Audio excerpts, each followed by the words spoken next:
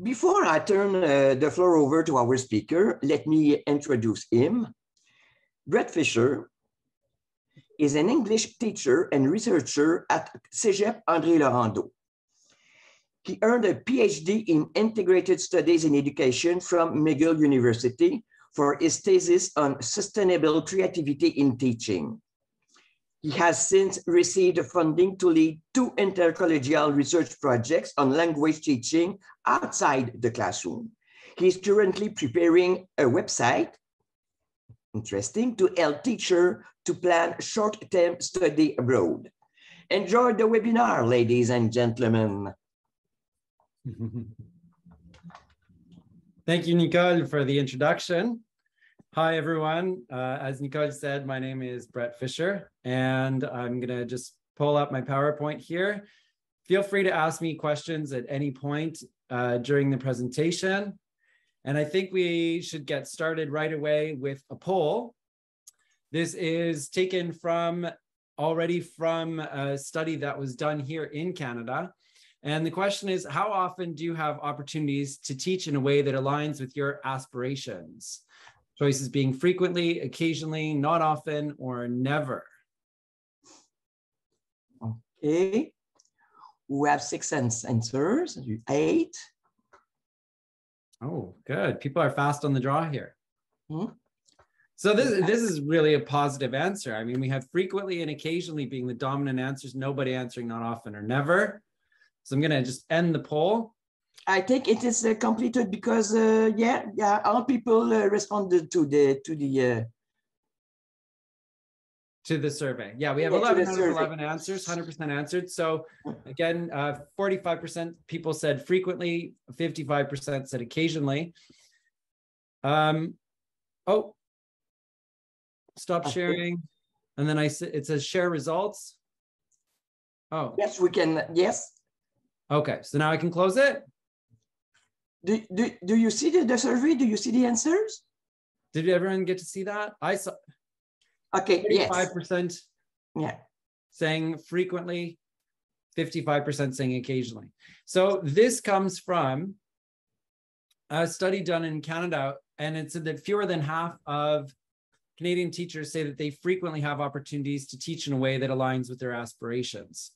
So very similar to what our survey results here show, although there were a lot more who answered not often and never, unfortunately, across Canada. So perhaps at Cégep, we're doing something right, which is good to know.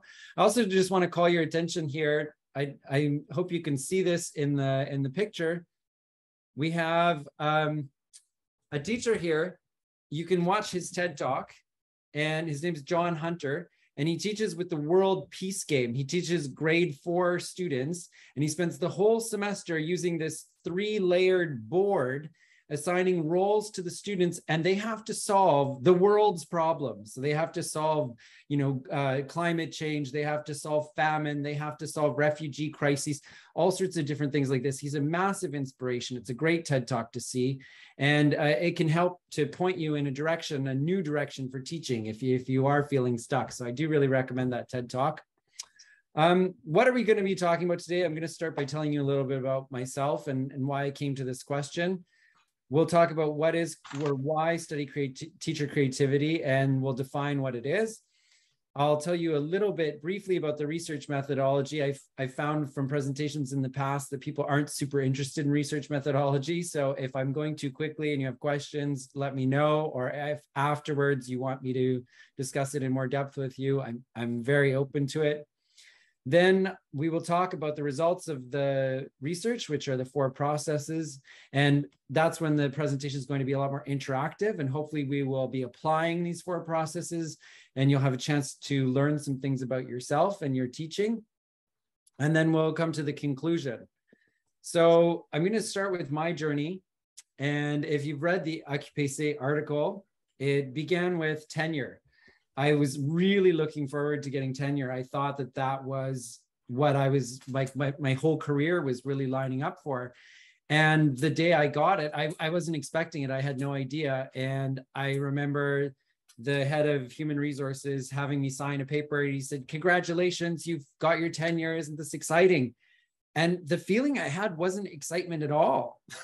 The feeling I had was dread, like a wall of sheer dread. And I thought, oh my God, can I really see myself doing this for another 20 years, 25 years, maybe even 30 years? Like, is this really what my life has in store for me? And suddenly it felt like every day was going to be the same for the next while. And it actually created a lot of anxiety for me.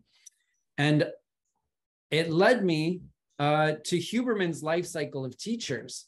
And if you haven't seen this before, please don't panic, because I'm going to tell you some good news once we get into it. But this is a large scale study that was done in the 1980s, late 80s, by a professor from Harvard University. He had over 3,000 participants, and he mapped out the phases that teachers go through. And in each phase, there's a crisis that has to be resolved. So the first phase is in years 1 to 3 of teaching, and he called it just survival, basically, survival and discovery.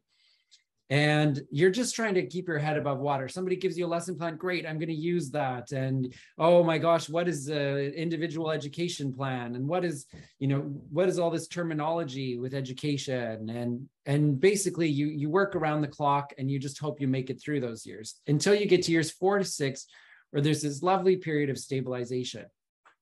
And it's starting to flow, and you're like, oh, I can do this. I can be a teacher. My lesson plans are good. I kind of know what I'm doing. I know my way around the school. And then you get to year 7 to 18, which is where you get into these two, he puts them into 2 categories: experimentation, diversification, or taking stock, but you can flip-flop back and forth between the two. And essentially it's where you start to notice the cracks in the system. And you start to go, oh, it's not all of the students that I'm reaching with this, or it's really hard if I want to propose something novel to get an idea into, to get my department to approve it, or my administration to approve it, or if I need resources, how do I get them? It seems like there's never any money in schools to do the things that we want to do. And so suddenly you start to see the cracks in the system. And this can be a really hard phase for teachers. And this is actually where a lot of teachers leave in survival, and a lot of teachers leave in this phase. Again, experimentation, diversification, taking stock. And teachers just say, these are problems that are always going to be a part of the educational system. There's no fix for them. I'm going elsewhere. And maybe it's just your salary, because we know we need a raise.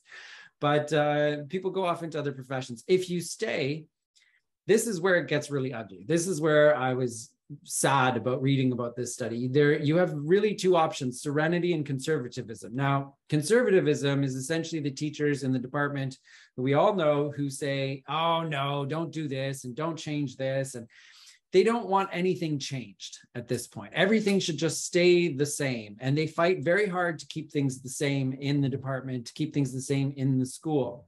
You have, on the flip side, you have serenity, where you kind of become a bit blasé about things. It sounds like a nice term, serenity, but you're kind of just, you've made your peace, the system's not perfect, and you're not really trying to change things anymore. You're just like, you know what, it is the way it is, it's fine.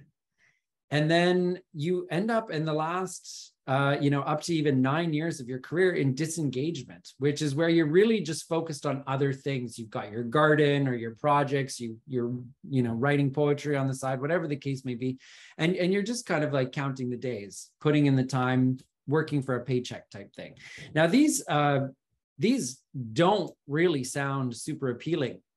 These last 19 to 40 years of teaching is not an ideal kind of stage to be in. And so when I read Huberman's study, I was pretty nervous for where I was going, because I thought, I'm clearly in experimentation. I don't like the looks of the next phase. And I remembered being devastated as a kid because my favorite teacher quit to become an air traffic controller. And I remember thinking, how could you leave the profession? Like, we need teachers like you. And I think she just saw where she was going, into serenity conservatism, and didn't want to do that. And so the good news was some researchers since, and also Huberman himself, identified a small pocket of teachers who didn't go into serenity and conservatism. They actually found ways to just continually reinvest in creativity. And by doing so, they kind of created this third category where they were isolated from that, where they stayed really engaged and motivated. And those are the teachers that I decided I needed to get to know. I thought, who are these teachers who, after the experimentation diversification phase, are just continuing to do these cool projects and staying super passionate? So, why teacher creativity? Well, first of all, creative teachers model creativity for students. Now, there's a lot of focus on we should teach students how to be creative. But if we're creative ourselves, we're giving them a role model to follow. And we know that that's important. We create a safe climate for risk-taking. The more creative risks I take, the more I allow my students to fail. We increase creative production. If we're being creative, we're asking the students to do creative things. And this can mean like plays, presentations, school-wide initiatives. And I may give some examples of those if we have the time. We also have the economic incentive, is that if we're just teaching in the same way, we're not preparing students for the future. Schools must prepare students for jobs that don't exist yet, using technologies that haven't been invented to solve problems we don't even know are problems. I forget the statistics, but it's like basically a third of the jobs that people are doing today didn't even exist, 20 years ago. So we can't continue to teach the same way if we're to prepare students for new things.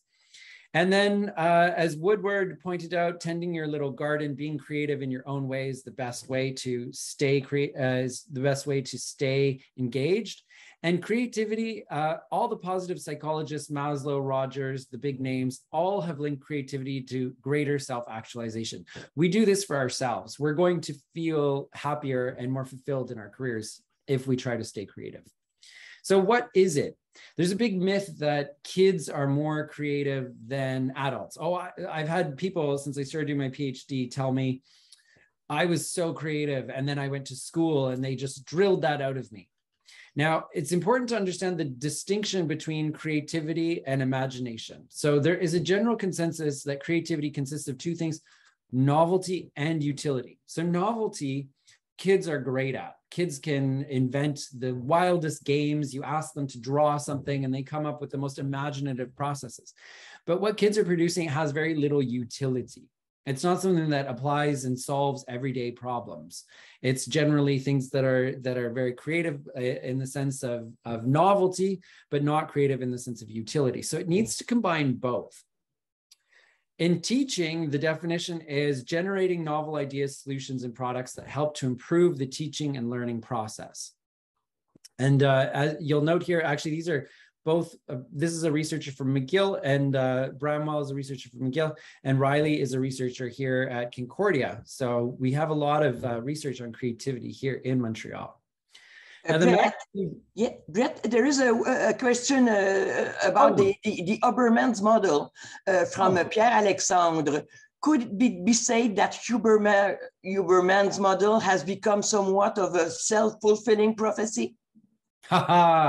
Maybe. It's a good question. I don't know how many teachers are aware of it, but I mean, it certainly, for me, was the opposite of a self-fulfilling prophecy. Seeing it is what pushed me to be more creative and to not become the conservative serenity type of teachers that I didn't want to be.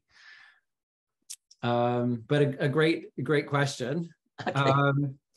And the problem I see with this model is that college environment is not exactly what is experienced for the first years. It may be more than 5 years before you are very stable with your courses. Absolutely. There's a lot of time precarity, teachers that do not always have the opportunity to always teach the same course. Yes, absolutely. The timelines for these vary. And that's the problem whenever you do a life cycle model, is that there's always going to be people who don't fit perfectly in that model. And certainly with CEGEP, we know that instability lasts a very long time. We don't necessarily get that right away at year 4. And if that study were repeated today, even in high schools, elementary schools, I don't think they'd have the same stability. So definitely changing. Okay, so when we're talking about creativity, we also have to think about magnitudes. The lowest level is everyday creativity. That's where you solve a basic problem like, oh, I'm always dropping my keys when I'm trying to open my classroom door. So I put them on a little chain, a little loop, and that works for me. That's a little creative solution to an everyday problem. On the further extreme of that continuum, we have the eminently creative, who are domain-changing creative people. So for example, Einstein completely revolutionized physics. We have various names of people that we all know, household type names, who are eminently creative. You know, Gandhi in the way that he addressed social issues. And then we have something very much in between, a localized level of creativity. And a localized creativity is displaying newness, novelty, and utility in a localized context, such as an organization. So this is where you are bringing innovation to your organization. And that could be the entire college network, that could be your own cégep, that could be your department, but ideally we're talking about something a little bigger than the department here. So that was the focus of my PhD, was on people who were creative a little bit more than in their classroom, but we're not talking about changing the whole world of education at this point. Now, this is the dynamic componential model of creativity, and it's complicated when you look at it, but I'm just going to simplify. What we need to look at right now is to understand that the top part of the model is innovation. And innovation is at the organizational level. So that's when there's a huge change in the organization, then we call that innovation. Individual creativity or group creativity takes place on a smaller level. So my team and I put together something that's very creative, and then that individual group creativity feeds the organizational innovation. So if they can see that change works in our department, they may adopt that in our department. Or if they can see that change works in our English language department, then other English language departments start to adopt that, and it creates innovation. So it's this cycle. Innovation then creates a more like a more fertile ground for individual creativity. Key ideas so far, just to recap then before we get into the research.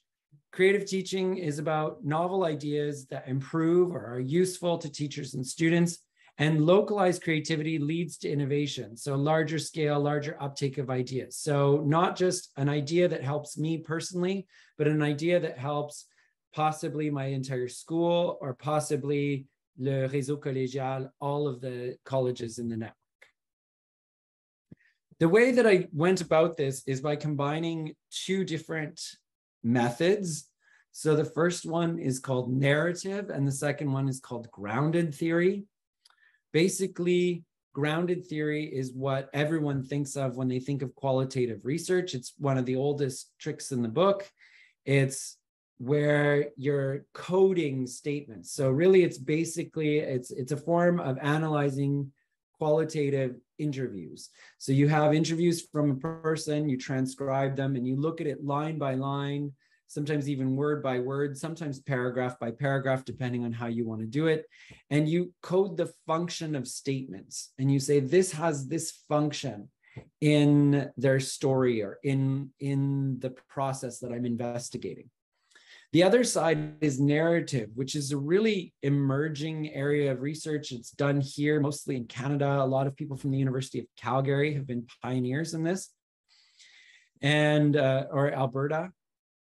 I might have to double check that, but University of Alberta, University of Calgary. And it looks at the story of how something not only emerged, but where it's at now and how it's growing over time. And it looks at people, it looks at context. It's a very rich way of collecting data. So it's not just from interviews. And so I'll explain a little bit more about the data collection, but essentially it's important to understand that the participants had to meet three criteria. They were people who had sustained creativity, not just one cool project that they did, but multiple projects over a series of time. It was at a localized magnitude, so they were having an impact not just on their own departments, but on the whole discipline across the network or on their school. And they had recognition from the field. Other teachers knew about them and knew that they were doing these kinds of creative things. When you look at the list of participants, some of them you'll see have pseudonyms, some of them don't. And I list here in the table so if they have a star, it's because they used a pseudonym. Their names, number of years of experience, their most notable projects, and you can look through this afterwards if you want. You'll have access to the PowerPoint. and some notable awards and distinctions. So this shows the notable projects, show some of the things that they've been working on over time. And then in the furthest column, you see the kinds of achievements and honors that they've received. Data collection. So for the grounded theory, I did a minimum of 2 1.5-hour interviews. And then for the narrative, use various imaginative possibilities of composing field texts. So that included things like informal conversations, email exchanges, social media, websites, YouTube, journal and newspaper articles that were written about them or that they wrote themselves, notes from classroom observations. That was my favorite part of it, was observing the teachers. A PowerPoint prepared by one of the participants on the joys of teaching, that was Julie, and notes taken during and after interviews. So a lot of data went into this. And in the end, I identified 4 creativity relevant processes, which are published in a journal article, as well as my thesis, which you can access online. But the journal article is a lot shorter to read, a little bit more interesting. And I'll show the link at the end of this presentation. So the 4 processes are introspective, reifying, resisting, and mediating. And so for the next, I guess, 33 minutes, we're going to dive into those. And I hope at this point, it'll be much more interactive and you'll have a chance to discover them in your own life. So the 3 introspective processes, we'll focus on wayfinding in depth here, because being self-aware as a process really meant things like journaling. It meant, having critical discussions with people. It meant even just spending a lot of time on problems, not just superficially kind of glancing at them. Wayfinding is the one that's hard to explain, and so is better done with some examples. And then aligning practice with values we can get to after we discuss wayfinding. So really, what is wayfinding? A key person in my research is Chris Adam from Dawson College. And here's something he told me about his creative processes. He's been involved in a ton of projects, mostly about a living campus and sustainable happiness, working on projects to make campuses happier, healthier place for everyone and for the environment. And he said in one of our interviews, there's 11,000 people walking through this building, but it can be a terribly lonely place. What are we doing? Why is 101 calculus just to get you into 201? This is what Living Campus throws at people. Do we have more of a role and responsibility to look at well-being for all? Now, this is a direction that Chris has pointed in. Okay, it's not necessarily a roadmap. It doesn't mean that he has every single step in the way planned out. And oftentimes we're encouraged to do this, to plan it out, a lot of these things like the 5-year plan and books like that. But really the important thing in wayfinding is to have your North Star, to know where your compass is pointing. And so some Burnett and Evans in Designing Your Life give us a few of these questions, like, what's your theory of work? What is it for? What is work in service of? Why are you here? What is your worldview and your life view? But I think for teachers, the more important questions come from Parker Palmer. And these are the questions that I used in my own career to orient myself and to figure out where my direction should be. So I'd like you to just take a minute to, we'll read them first, and then to think about them, to reflect, to journal, revisiting some of the convergences that called me towards teaching. So for some reason, you became a chemistry teacher or you became an English teacher. What happened in your life? Where did that come from? And reconnecting with the subjects that chose us. So again, if I became, in my case, I became a languages teacher, what was the joy in learning languages myself? And how do I spark that joy in others?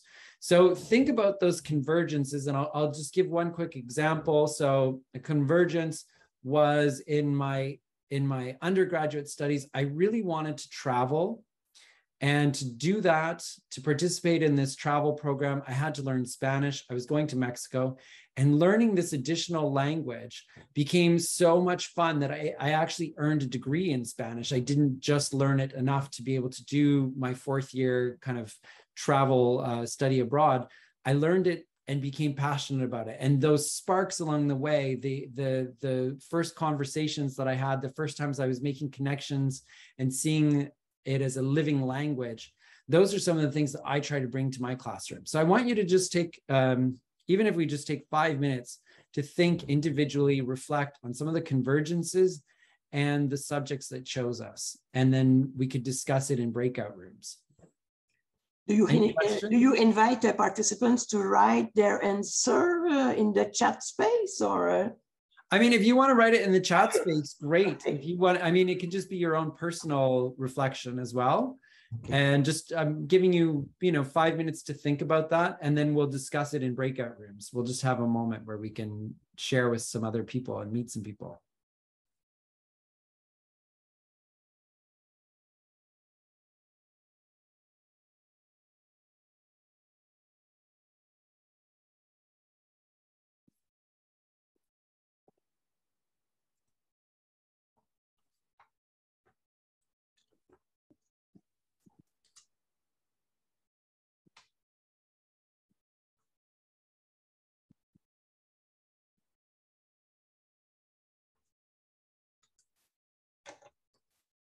If you want, you can write answers in the chat discussion, just if you want, but it could be a source of inspiration for other participants, but feel free to write.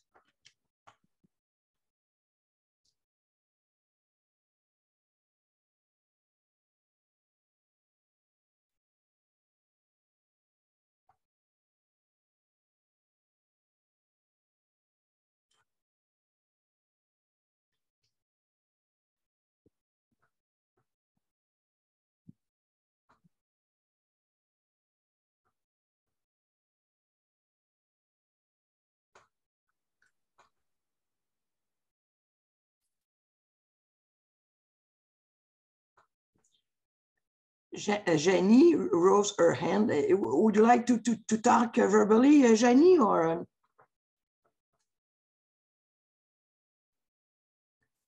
Yes, okay. Brett suggested that we have no breakout room. It's impossible. We cannot talk in with the formula webinar. And Jenny raised her hand. Does she want to talk? I don't know. Okay, Jenny, no problem. Oh, I didn't realize we couldn't do breakout rooms. So if people want to raise their hand and share from their own personal experiences, and some people can just continue writing. Yeah. It'd be great to have a few examples from the audience. Rebecca wrote, I became a teacher to avoid having students suffer through the kinds of teacher I had. I hated school as a result.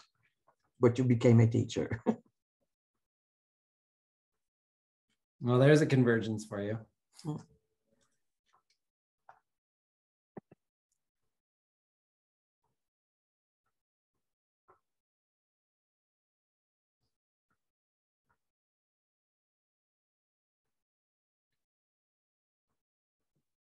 Okay, just a couple more minutes.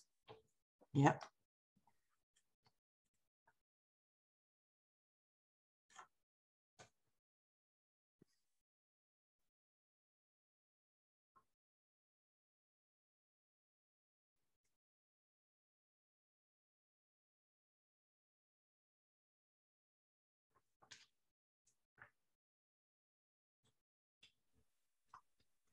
Il y a Mary qui répond. Mary answered too. She wrote in French, but you're perfectly bilingual, Brett. Plusieurs années dans des emplois sous-qualifiés pour moi en tant que technicien en administration, plus études en arts et passion du graphisme, plus difficile d'entrer dans les programmes des arts visuels, mon expertise. Alors, quand j'ai vu technique de bureautique avec le profil micro-édition intermédiaire, j'ai tenté ma chance et j'ai eu un emploi. J'enseigne les cours de graphisme, mais le programme va fermer dans 3 ans, malheureusement. Oh. Oh my gosh. I'm sorry to hear that. It's difficult when you love what you do Oh, people are right. Lilia wrote, I became a teacher to show the students that physics is beautiful and is related to art. Wow. Pierre-Alexandre, I've got a philosophy master degree to make sense of the world. And then I looked into human-centered design so I could create something out of nothing. I teach design technique to help others create their own project.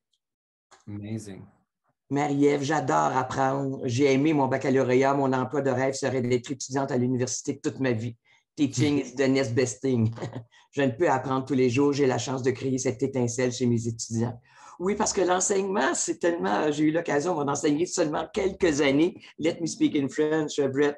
Oui. J'ai vu toutes les possibilités qui étaient offertes pour essayer justement, expérimenter toutes sortes de choses et voir cette étincelle-là dans les yeux de nos étudiants. Quand ça marche, quelle belle satisfaction. Chloé wrote, I had been a journalist and a translator and neither were 100% right fit. I tried teaching and found it combined to the right ratio of elements from both careers plus new stuff, live human interaction and language focus, and the pleasure of creating something as a group. I fell in love with it, but it arrived later in my life. Angela, que je connais bien, hello Angela, I am an older teacher and as subject and years went by, professional co-development chose me. I now try to use it to help others, teachers and professionals. Oh, awesome. Yeah, wonderful. Il y a Marie qui dit, elle, qu'elle a été une expérience de CP, de ce conseiller pédagogique André Laurando, mais elle n'a pas aimé être CP. C'est pas toujours évident, je comprends très bien, Marie. Je suis aussi coordonnatrice de mon département et je fais ma maîtrise sur la créativité chez les enseignants au collégial et l'auto-efficacité créative. Wow. Qui sait où j'irai plus tard lorsque mon programme fermera? Hey, amazing. Well, we should talk after this. Ouais. That's great. Ouais. There is a question from Rebecca. Do you feel free to answer now, or if you want to wait a little bit?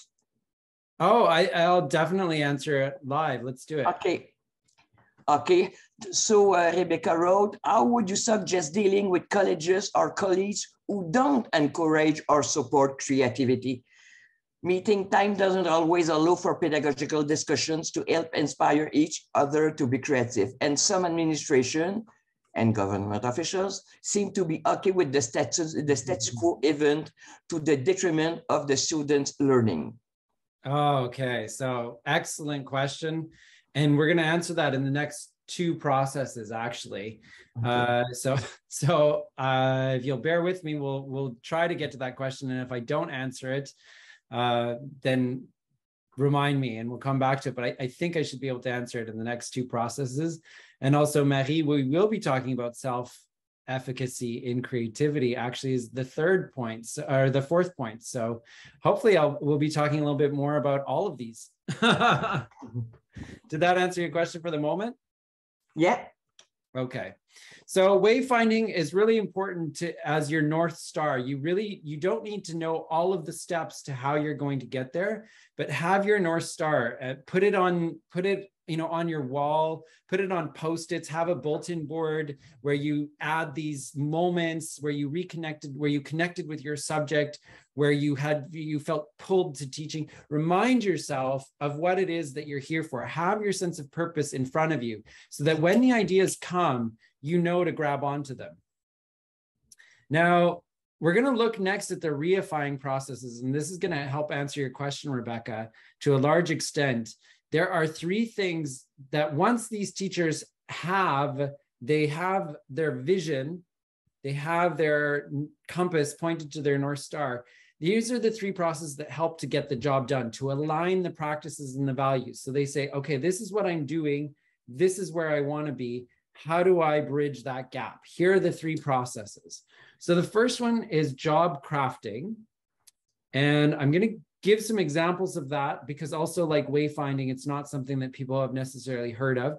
Collaborating, essentially, people think that creativity is about collaboration, and it is. That's 100% true.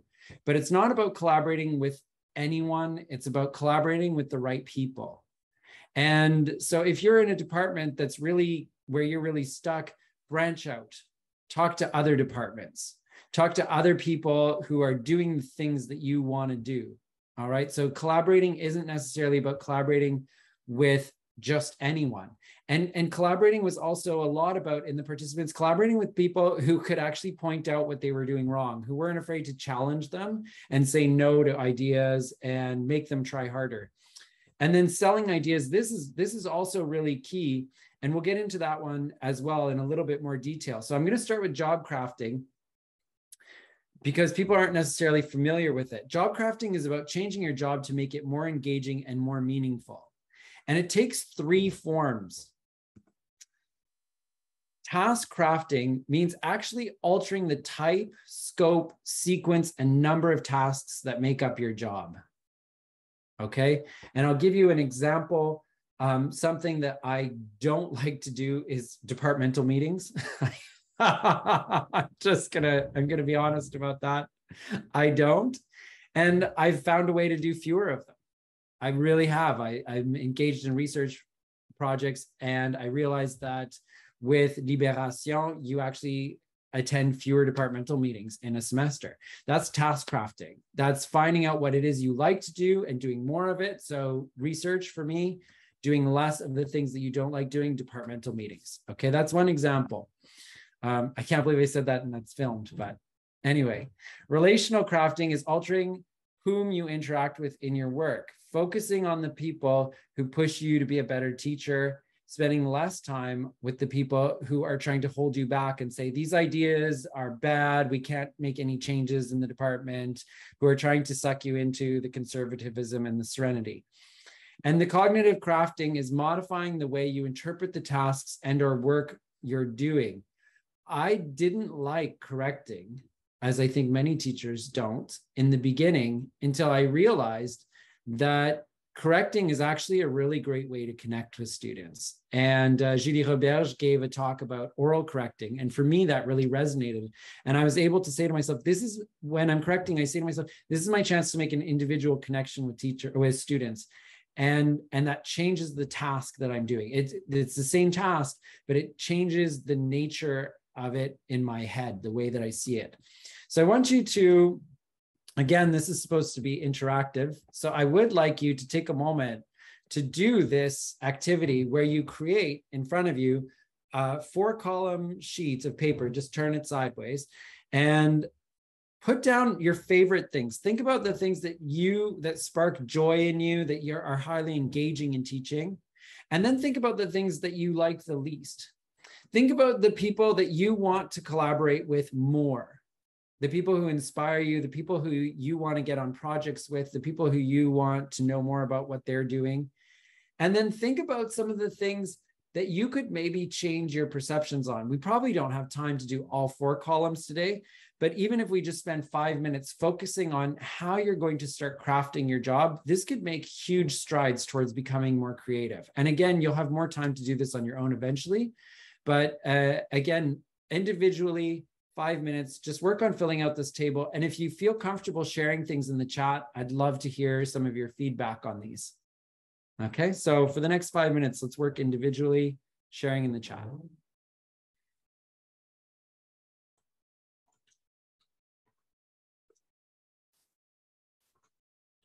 And if people want to talk verbally, raise your hand and we will give you the microphone.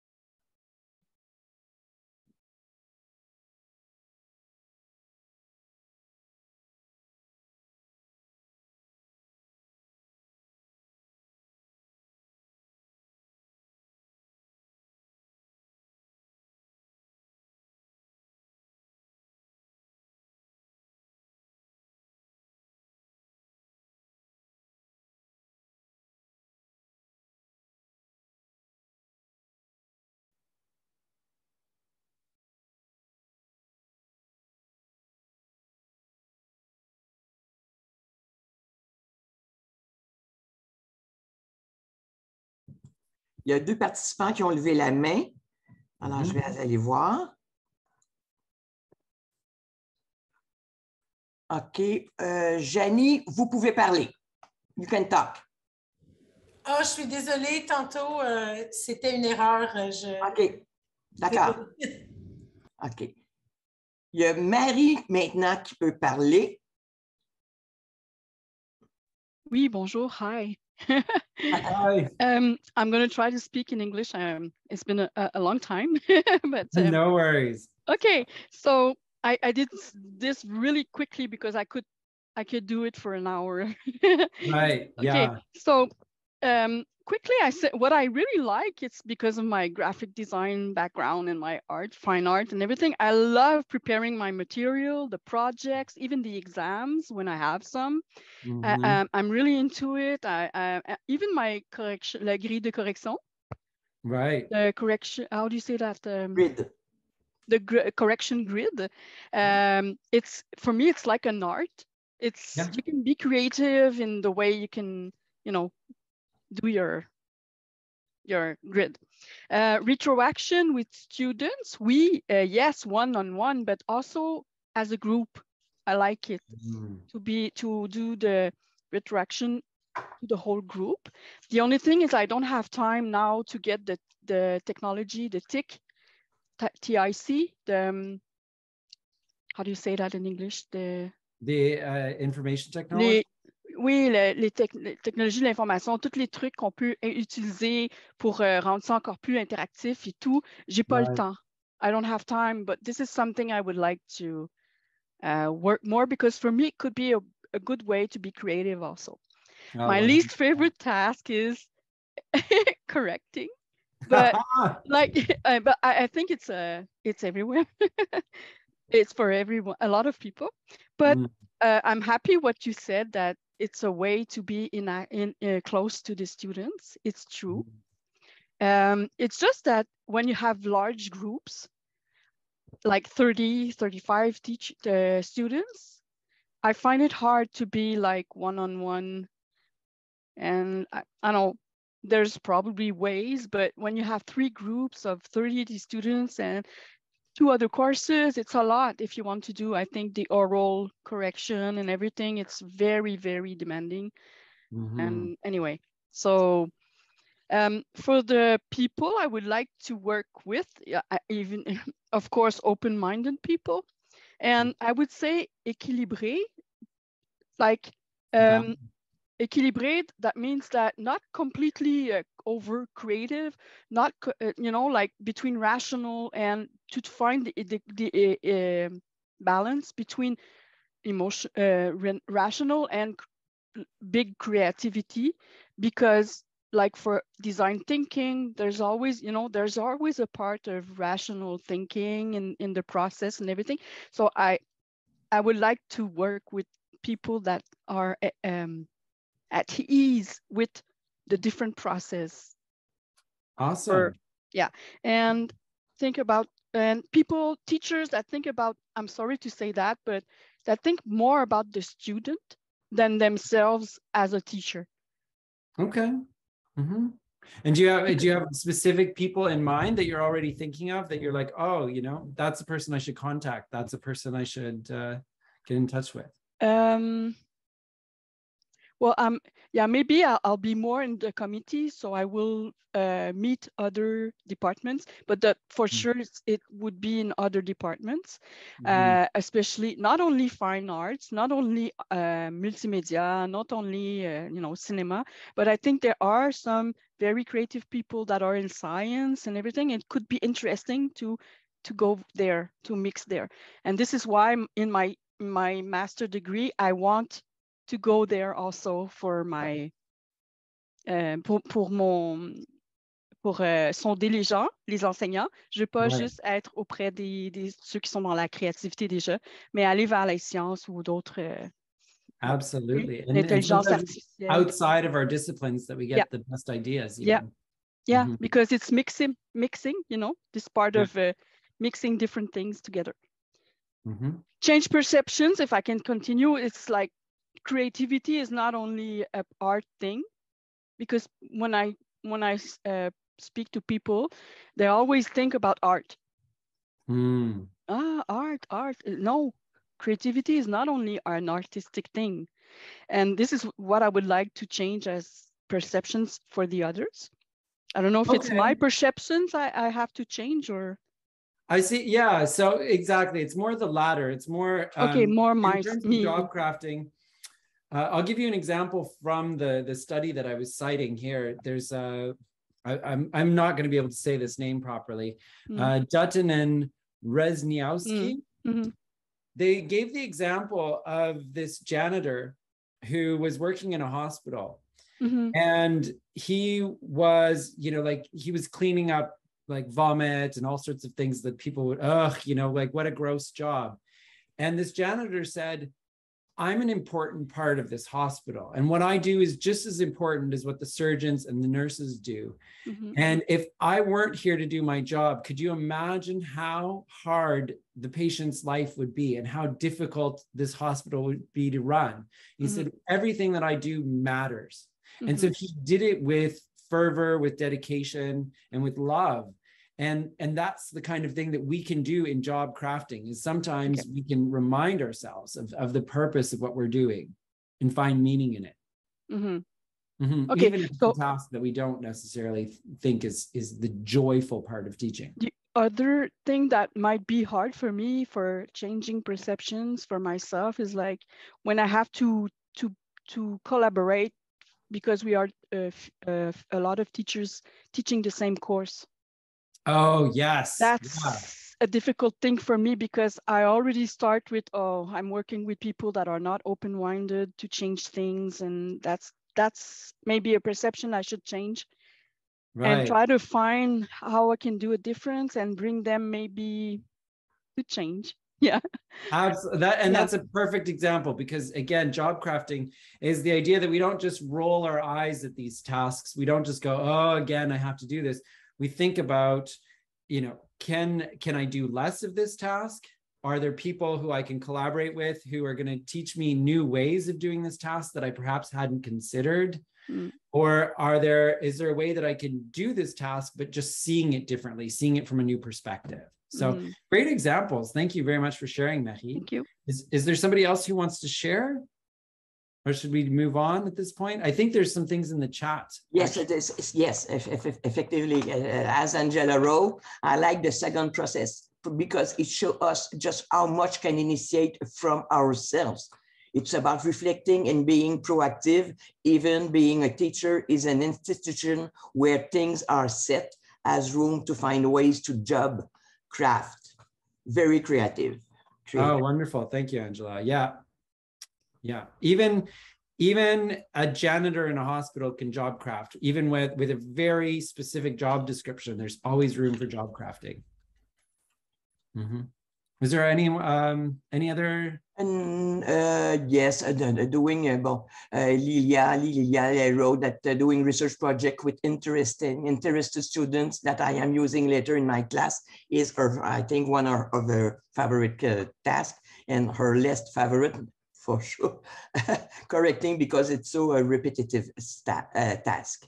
Right. Yeah. Yeah, I think that's going to come up a lot, and that's something we have to focus on crafting.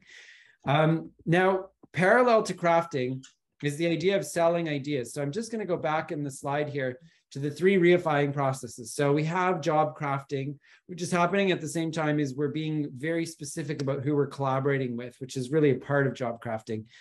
And then we have selling ideas. And selling ideas is the part that I found really differentiates creative teachers from not so creative teachers, because having an idea is not enough. So I'm going to read to you a quote from Linda Hill, who studies creative or innovative organizations. Individuals in innovative organizations learn how to inquire. They learn how to actively listen. But guess what? They also learn how to advocate for their point of view. Essentially, there are so many teachers who have incredible ideas, but who don't advocate for them. They're not getting approval from their administrators to do them. They're not getting approval from their department. They're saying, every time I try this, I get to these roadblocks. So as teachers, it's not enough just to be creative. We have to be able to advocate for our point of view, and we have to become effective at it. We have to be good at getting grants. We have to be good at convincing administrators that this is worthwhile. And the more you do this, of course, the better you become at it. But there are also a lot of things we can learn about how to sell our ideas, learning how to pitch ideas. Like, for example, Daniel Pink's To Sell is Human, right? These are great books that actually help us as teachers. And we don't think of ourselves as salespeople.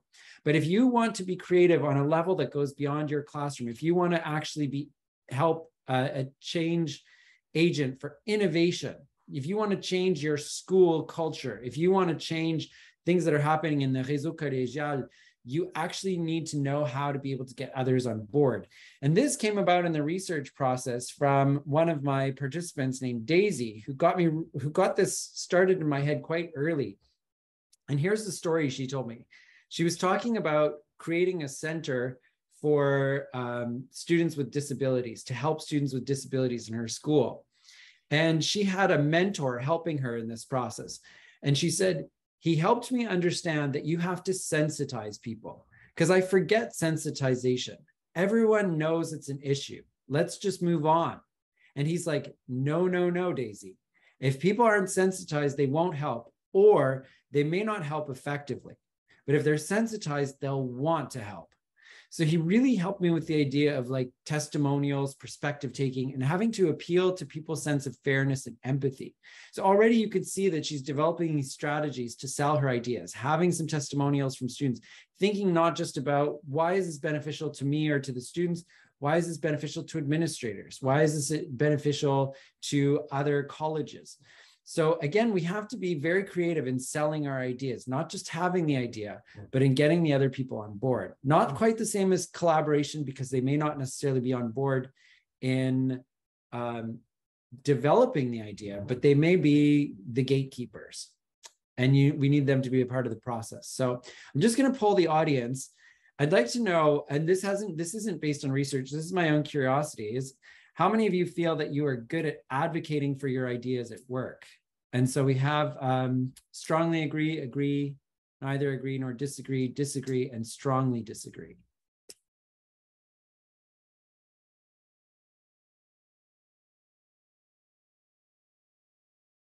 Okay. So, just another minute here. Still some answers coming in. I guess some people are reflecting. Okay, we've got a mixed bag here. I think if I go end poll, Nicole, will that show the results to everyone? Okay, so while we're okay, 8 persons answer, I will share the results. Do you see the results? See in the chat if people can see these. Do you see the results? We only one. Okay. Great, thank you. So yes, so this is great. What a great group. Strongly agree and agree. I would have put myself before doing this project as disagree. I just thought people would understand that these ideas are important. And people don't necessarily see the importance of what you're trying to do. So I'm glad to see that we have some people who have the ability to sell their ideas in the audience, because it's massively important in creativity and the reifying processes. So again, I think it was Rebecca who asked the question, what do you do if you're in a department that stagnates, that's constantly keeping you from expressing your creative potential? And so you have the reifying processes, but you also have the resisting processes. I think it was Chris, one of my participants, who said it's lonely being creative. And it can be a lot of challenge. And so you can meet with a lot of resistance at the vanguard. And so here are 3 processes, and we'll just go through them very briefly because I'm cognizant of the time. Reckoning, forging ahead, and shifting gears. And I'm just going to start with a reckoning exercise, and then I'll go into forging ahead and shifting gears. But I think we needed a little, first an example. So this was Julie Roberge, you might know her. on forging ahead and shifting gears after the multi-grade cross-disciplinary project. So this is when she taught in high schools, and she had proposed a project, and the principal of her school told her, no, you can't do it. And she went ahead and did it anyway, which is what we would call forging ahead. And it led her to shifting gears. Okay, so this is going to be an example of this, and then we will look at how these processes work. In an ironic twist of fate at a parent-teacher conference shortly thereafter, so Julie had proposed the project, her administrator said no, she went ahead and did the project anyway. Later, at a parent-teacher conference, Julie overheard her principal taking credit for her and her coworker Mikael's success. The parents, admiring our students' work, exclaimed, "Oh, it's so fun, it's just brilliant." And there was the principal jangling his keys in his pocket. "Oh yeah, those are my teachers. I'm always encouraging them to try new things." I found that, and in fact, I often say this, my talent was wasted there. And I had the impression that I had more to offer than the rigid high school structure would allow. So she forged ahead with a project. And then when she realized that she was hitting a wall, that there was no way that she would be able to continue this kind of resistance over the course of her career, she shifted gears. She started teaching in a CEGEP. Okay. And I'm going to talk about those processes, but I think we first need to take a moment to apply some of what we've come up with so far. So this is the reckoning process, which is where you ask yourself really tough questions about your own teaching. And here are some guiding questions. And I'll just take a moment for you to not just read them, but for them to sink in, and that you can journal about some of them or copy down some of these questions to come back to later. So first, is my teaching a reflection of who I ought to be or a reflection of who I am? Okay, that question comes from Gerald Apps, and it's called Teaching from the Heart in his book. And he says, often we teach in the way that we think others want us to teach, but are we teaching in a way that is a reflection of who you really are as a person? Am I presenting a roadmap or a direction? Okay, do you have all of your steps mapped out, or do you actually really have a strong sense of where your North Star is and the direction that you're going? Do I spend my time doing the things that I love? This is related to crafting. Do I spend the time doing the things I love, or do I see value in the things I do but don't love? Sorry, not or. I added that in. Do I spend time doing the things that I love? How much of the time are you actually engaged in tasks that you enjoy? And do I see value in the things I do but don't love? So like correcting, for example. Is there still value? Is there still a way that I can say that this is still important? Do I seek advice from people who challenge me? How do I react when someone criticizes my ideas? And that's a really tough question. And that was something that I had to work on. I realized if I was going to be creative, I had to get used to a lot of criticism. And I had to see it as a potential for growth. How do I pitch ideas? What do I really know about selling my ideas? And how could I improve? Am I willing to forge ahead when I know I'm right? This is key. There are a lot of creative teachers who back down.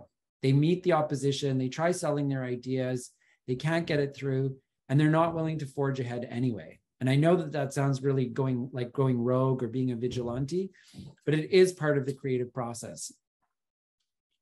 And does my environment support me? Can I change my environment, or is it a gravity problem? And I guess that's a technical term from design. But essentially, is my environment something plastic, malleable, or is my environment, something that's coulé dans le béton, and won't ever change? So these are some questions that I'd like you to reflect on in the reckoning process. And again, maybe just a couple minutes to just read them and maybe write some of them down or start reflecting on one or two of them. And if you want to share in the chat, I'd love to see that.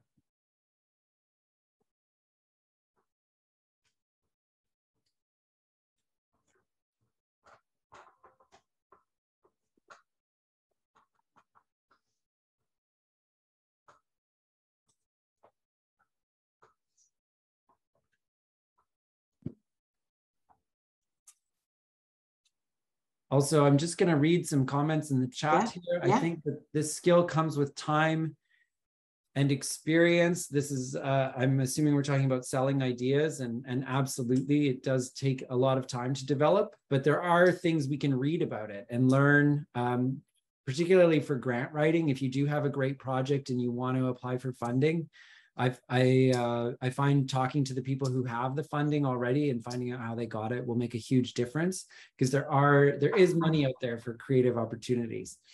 It can be really hard as a précaire to have the guts to advocate. The colleges who support you and encourage you have made the difference for me. Absolutely. So, you know, if you're lucky and you're in a very supportive college, and if you're not in a supportive college, finding the supportive people or working around it, finding supportive organizations that can actually come and perhaps advocate for you, or getting on a team of people. I heard an example of a project where they were working across different colleges, and one college was resistant. The other college had all of their administrators on board, and those administrators actually worked on the administrators at the other college to get things moving. I'm at ease sharing my idea. Sadly, I feel like a black sheep all the time within my rigid conservative department. Amen. Absolutely. And that's going to be a challenge, right? The question is, do you forge ahead? Do you work around? So forging ahead really is about under, over, around, through. It's from Tina Fey, and that was the chapter. That was the title of my chapter in my PhD. Came from Tina Fey, who's talking about being a woman in improv. And so there just weren't the same opportunities. And there were people all along who told her, women aren't funny, women can't do improv. And she said, when I came to those people, I thought of the Sesame Street under, over, around, and through. And that's just what I did. Those people weren't obstacles for me because I went under them, over them, around, as long as I could just get them out of my way. And it would be nice to have a supportive department, but that's not our reality for a lot of us. So finding the people that you can collaborate with, finding people in other departments, finding administrators who support your innovation. And Lilia, again, agrees with that. And Jenny also, a comment from Nicole to Jenny. Oh, but Jenny is not a teacher. Oh. She's a professional. Oh, right. Okay. And she loves her job. Yes. That is written a little bit. That's right, in the beginning of the chat. Yeah. Yes. Je n'enseigne pas, j'ai un rôle de conseil que j'adore, by the way. Yes, absolutely. So I'm not sure, I haven't looked into for the counselors, but I hope that in some way this research can help you. So these are the reckoning processes. The reckoning process is really about taking an honest look at what's happening in your department and in your life, in your teaching, and giving yourself brutally honest advice. And knowing, hey, maybe you're not good at taking criticisms, so you need to up your game.